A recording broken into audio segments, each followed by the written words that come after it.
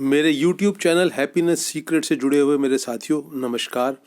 मैं डॉक्टर सुधीर शर्मा आज आपके लिए लेकर आया हूँ अपना वीडियो नंबर 112 जिसका टॉपिक है अपना दुख दर्द बांटने का गहरा फ़ायदा क्या होता है।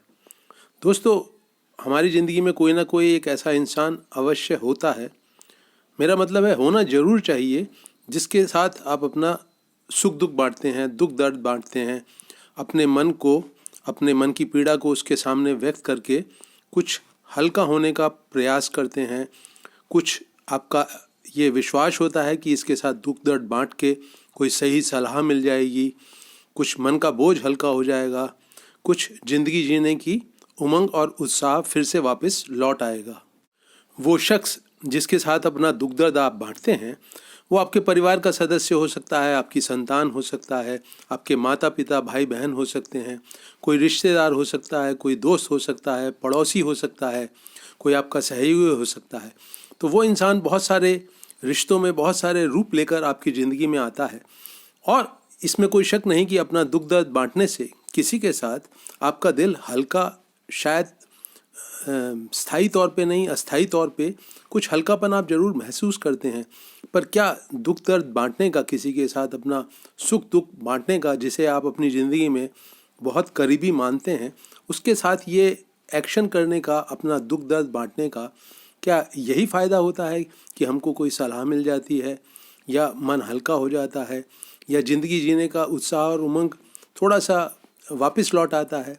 नहीं दोस्तों, मेरा अपना मानना यह है कि बहुत सारे फ़ायदे हैं जो टेम्परेरी होते हैं, बहुत गहरे नहीं जाते। एक बहुत गहरा फ़ायदा है जो हमको अपना दुख दर्द बांटने से हमको मिल सकता है। क्या है वो फ़ायदा?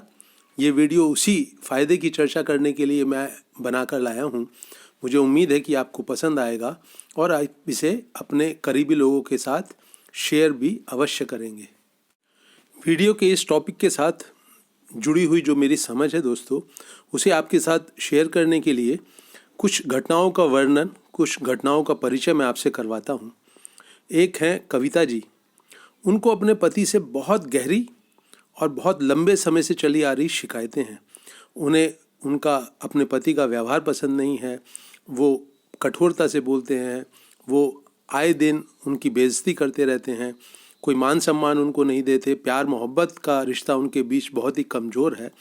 तो उनके जितने भी मिलने वाले हैं, रिश्तेदार हैं, सहेलियां हैं, जब भी उनको मौका मिलता है वो पति को लेकर अपना जो दुखड़ा है वो किसी के भी सामने, जो सुनने के लिए जिसके पास वक्त है, अपना दुखड़ा रोना शुरू कर देती हैं। क्या मिलता है उनको?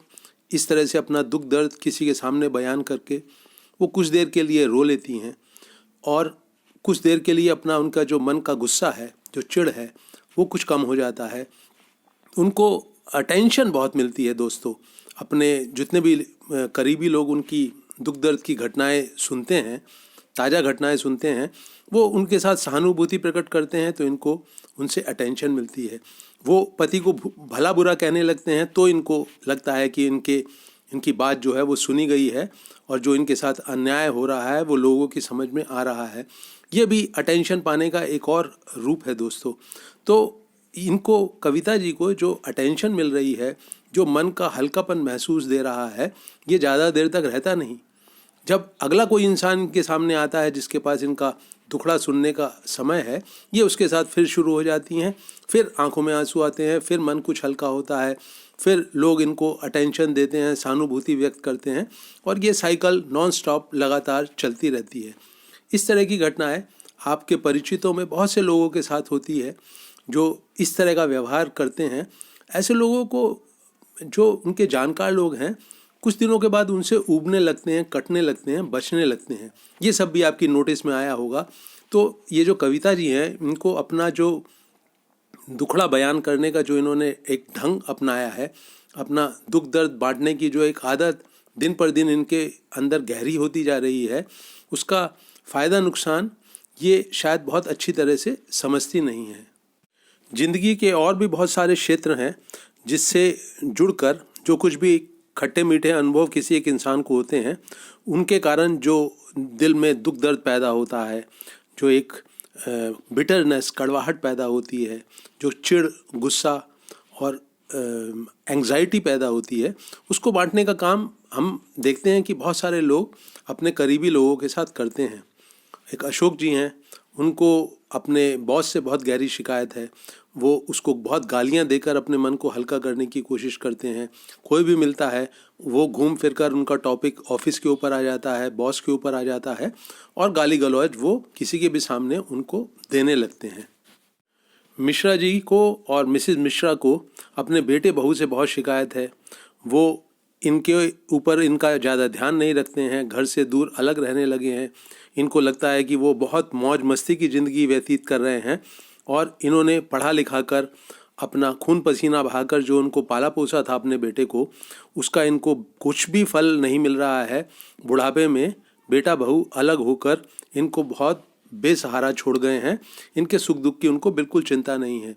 ये भी आए दिन आने वाले लोगों के साथ अपने दुख दर्द को बांटते रहते हैं।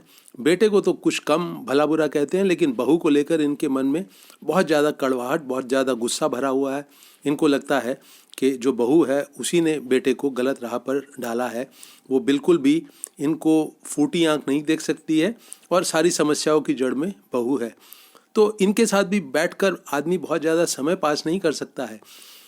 इन सब जो घटनाएं मैंने आपके साथ शेयर करी हैं दोस्तों, इसमें आप पाएंगे कि जो अपना दुख दर्द बांट रहा है लोगों के साथ, वो अटेंशन के केंद्र में आ जाता है। सब लोगों का ध्यान उनके ऊपर केंद्रित हो जाता है, और जिस व्यक्ति को, जिसकी अन्य, उसका जो व्यक्तित्व है, उसकी अन्य व्यक्तित्व से जुड़ी हुई खासियतों को अगर कोई आदमी ध्यान से नहीं सुनता है, नहीं समझता है, नहीं जानना चाहता है, तो ये वाला टॉपिक ही उनके पास बचता है कि अपना दुख दर्द वो उनके साथ बयान करना शुरू करें, अपनी भावनाओं को एकदम से गहरा करके ऊपर ले आएं, और फिर वो जो बोलना शुरू करते हैं तो सामने वाले का ध्यान ये अपनी तरफ आकर्षित कर लेते हैं। और शायद यही कुछ इनकी जो मनोवृत्ति है, इनका जो मन है, उसको अच्छा लगने लगता है। वो अटेंशन पाकर ये कुछ फील गुड महसूस करते हैं, और इसी कारण इनकी ये जो आदत है अपना दुख दर्द बांटने की, अपना दुखड़ा लगातार हर नए आदमी के साथ रोते रहने की, ये आदत दिन पर दिन गहरी होती चली जाती है। तो दोस्तों, हमने देखा कि अस्थायी रूप से कुछ फ़ायदे ज़रूर होते नज़र आते हैं उस इंसान के अपने डे टू डे लाइफ में, उसके अपने मन में, उसके अपने मन के संसार में, जब वो अपना दुखड़ा किसी और के सामने व्यक्त करने लगता है, अपना दुखड़ा किसी और को सुनाने लगता है, उसके साथ बांटने लगता है। लेकिन आज हम बात करेंगे उस बहुत गहरे फ़ायदे की, जो कि अपना दुख दर्द बांटने के कारण उस इंसान को हो सकता है जो अपने किसी करीबी के सामने अपने दिल को खोलकर रखने जा रहा है, रख रहा है। तो सबसे पहले दोस्तों ये समझते हैं कि जो आदमी अपना दुख दर्द किसी करीबी के साथ बयान करने जा रहा है, उसके मन की क्या हालत होती है। तो हम साफ तौर पर देख सकते हैं बहुत सारी खराब मेमोरीज ये इंसान अपने दिलो दिमाग में ढो रहा है। इन मेमोरीज के कारण एक भावनाओं का आवेग, एक तूफान इसके दिलो दिमाग पर लगातार धीरे धीरे बढ़ने लगता है, छाने लगता है। भावनाओं के इस तूफान का क्या असर होता है? इंसान का अपने शब्दों और भाषा के ऊपर से कंट्रोल ख़त्म हो जाता है। वो रोने लगता है, आंसू बहाने लगता है। मन की जो कड़वाहट है, जो गुस्सा है, जो चिंता है, वो आवाज़ में झलकने लगती है। तो इस तरह के साथ इस इंसान का व्यक्तित्व पूरी तरह से बदल जाता है। ये सचमुच अपने जीवन में बहुत दुखी है, बहुत परेशान है, बहुत पीड़ा के दौर से गुजर जा रहा है। तो वो जो पीड़ा है वो इसके हाव भाव में, इसके चेहरे के एक्सप्रेशन में, इसकी आंखों से, इसके हाव भाव से व्यक्त होने लगती है। तो दोस्तों, यहाँ पर समझने वाली बात क्या है?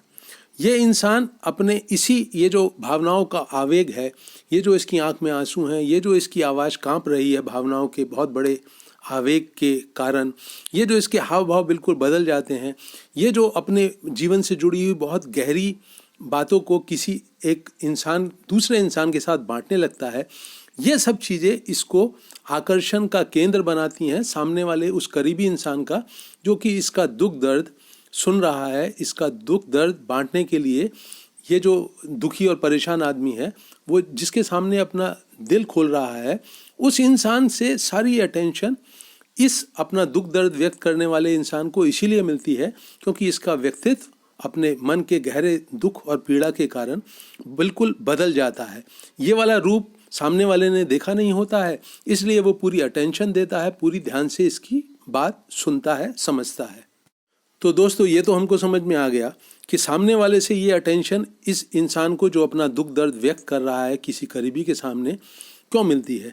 लेकिन ये वक्त किसी सामने वाले के अटेंशन पाने का नहीं है, उससे अटेंशन मांगने का नहीं है कि तुम मुझ पर ध्यान दो, मेरी बात ध्यान से सुनो। दोस्तों, यहाँ पर मेरी बात आप लोग सब बड़े ध्यान से सुनिए। ये वक्त होता है इस इंसान के लिए जो अपने दुख और बहुत पीड़ा में डूबा हुआ है इस टाइम, और अपने दिल को किसी के सामने खोल कर रख रहा है। ये समय इसके लिए बहुत उपयुक्त समय है, बहुत उचित समय है, बहुत इम्पॉर्टेंट समय है कि ये अपने पूरे ध्यान को अपने भीतर, अपने दिलो दिमाग की दुनिया में, अपने मन के संसार की दुनिया में इस टाइम अपनी अटेंशन को पूरी ताकत से ले जाए। अगर ये उस पलों में, जबकि एक बहुत क्राइसिस के दौर से गुजर कर अपने दिल को किसी के सामने खोल रहा है, अगर ये उन पलों में अपने हाव भाव के प्रति, अपने मन की भावनाओं के प्रति, जो इसके व्यक्तित्व में परिवर्तन आ रहा है उसके प्रति, वो जो इस आवेग से गुजर रहा है उसके प्रति अगर ये सजग हो जाता है, बहुत अटेंटिव हो जाता है, तो इस कारण इसके व्यक्तित्व में एक बहुत ज़बरदस्त बदलाव आ सकता है। आइए इसको समझते हैं। देखो दोस्तों, जब हम किसी एक्शन को पूरे तल्लीनता से करते हैं, बहुत खुश होकर करते हैं, बहुत जोश और उत्साह से करते हैं, तब हमारी अटेंशन बहुत अच्छी क्वालिटी की होती है उस काम को करते हुए। यही बात भावनाओं के ऊपर है। जब हम बहुत गहरी भावनाओं के गुजरते हुए उनका जो रूप है उससे प्रभावित होते हैं, तब भी हमारी अटेंशन जो है वो बहुत अच्छी क्वालिटी की होती है। भावनाओं को जब बहुत सारी ऊर्जा मिलती है तो वो ऊर्जा का बहुत बड़ा हिस्सा अटेंशन से होकर गुजरता है। इसीलिए हम सामने वाले को बहुत ध्यान से, भावनाओं के वेग में आकर बहुत ध्यान से देख सुन समझ सकते हैं। यही काम क्या हम अपने साथ नहीं कर सकते? और अगर हम इसको उस समय जब भावनाओं का एक तेज तूफान हमारे दिलो दिमाग को झकझोर रहा है, उस समय अगर हम अपने प्रति सजग हो जाएं, तब क्या होगा, आइए समझते हैं। तो भावनाओं के तूफान से गुजरकर अपनी आवाज़ में दुख और पीड़ा के भाव को अटेंशन से देखकर, अपनी आंखों से बहते हुए आंसू को देखकर, अपनी इस दयनीय पीड़ा से भरी हुई पर्सनैलिटी को देखकर क्या कोई भी इंसान चौंकेगा कि नहीं? वो नहीं, एक बारी को एक बहुत तेज झटका उसको लगेगा, उसके दिलो दिमाग को एक बहुत तेज शौक लगेगा कि ये मैं किस तरह का इंसान होता जा रहा हूँ।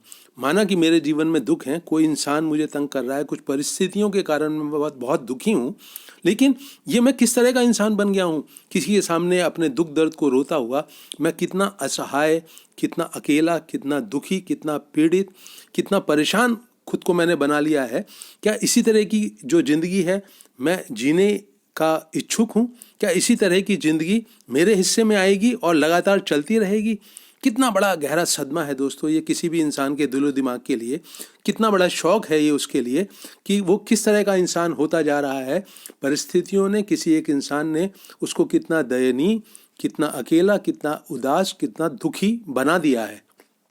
तो दोस्तों, समझदारी इसी बात में है कि जब आप अपने दुख दर्द को किसी के साथ बांट रहे हैं, या कोई और इंसान आपका करीबी अपने दुख दर्द को आपके साथ बांट रहा है, तो आप खुद अपने प्रति अटेंटिव हो जाइए और अपने आप को एक सदमे से, एक शौक से गुजरने दीजिए कि इस तरह की ज़िंदगी आप बिल्कुल नहीं जीना चाहते हैं। और दूसरे आदमी को भी दोस्तों आपका कर्तव्य बनता है, आपकी जिम्मेवारी बनती है कि उसको भी यह एहसास दिलाएं कि देखो तुम किस तरह का इंसान बनते जा रहे हो, किसी एक इंसान के कारण, कुछ परिस्थितियों के कारण, कुछ घटनाओं के कारण। और जो सदमा आप अपने भीतर महसूस कर सकते हैं, आपकी जिम्मेवारी बनती है कि किसी के आप करीबी हो, कोई आपको अपना बहुत हमदर्द मानता है, तो उसको भी एहसास करवाएं कि वो अपनी इस दुखड़े से भरी हुई ज़िंदगी, इस पीड़ा से भरी हुई ज़िंदगी से तौबा करे। एक तरह का बहुत गहरा शौक खुद भी महसूस करें। अगर आप अपना दुख दर्द किसी के सामने रो रहे हैं तो, या कोई दूसरा अगर आपके सामने अपना दिल खोल कर रख रहा है, तो उसको भी एहसास कराएं कि इस तरह की ज़िंदगी जीने से बिल्कुल इनकार कर दो। और ये जो सदमा है दोस्तों, ये सदमा जो है आपके जीवन को या उस आपके करीबी के जीवन को बदलने में पूरी तरह से सक्षम है।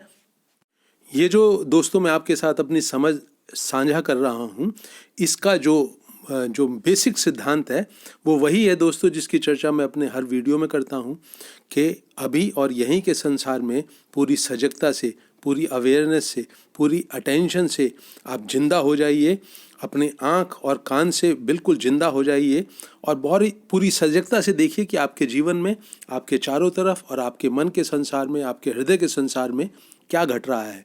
तो ये जो अटेंशन है, जो कि क्राइसिस के टाइम पे जब आप अपना दुख दर्द किसी के सामने रो रहे हैं, कोई और आपको अपना दुख दर्द सुना रहा है, तो वो एक क्राइसिस का टाइम है, सुनने वाले के लिए भी और कहने वाले के लिए भी। उस टाइम पे आप अपने प्रति सजग हो जाएं और अपने जो आपका करीबी है उसको भी उस टाइम पे अपनी सजगता के घेरे में ले लें और उसको एक तरह की प्रेरणा दें, प्रेरित करें कि वो सजग होकर एक बारी देखे तो सही कि उसकी ज़िंदगी किस तरह के मोड़ों से गुजर रही है, किस तरह की क्वालिटी की हो गई है।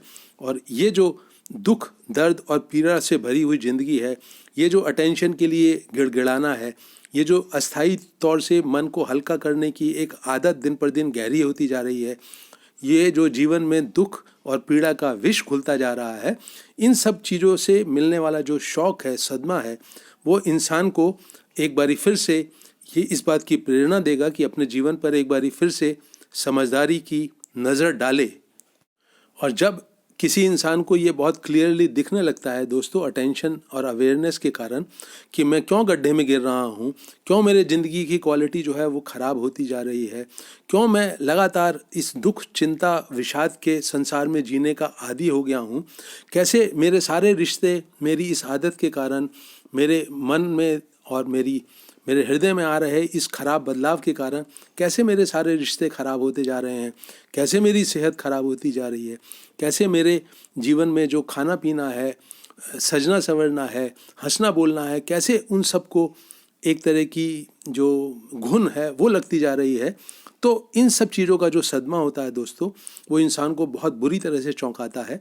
और यही जो सदमा है ये उसको फिर से एक बारी समझदारी की रोशनी उसके अंदर पैदा करके उसे अपनी ये जो आदत पड़ गई है हर किसी के सामने अपना दुखड़ा रोने की, इस आदत से मुक्त कर सकता है।